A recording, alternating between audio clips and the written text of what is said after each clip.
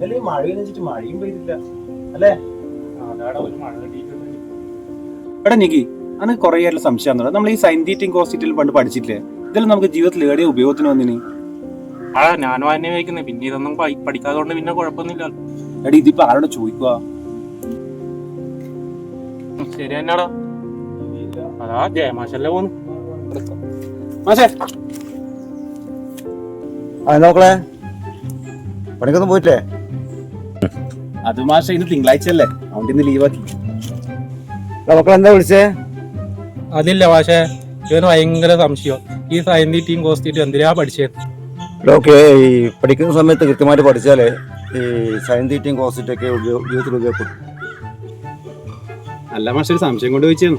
നിങ്ങൾ സയന്റിഫിക് കോഴ്സിറ്റൊന്നും തീറ്റേന്റെ കാര്യം ശ്രദ്ധിക്കണ്ട. നിങ്ങൾ ആദ്യം നിങ്ങളെ തീറ്റേന്റെ കാര്യം ശ്രദ്ധിക്കുക. എന്നാ ശരി.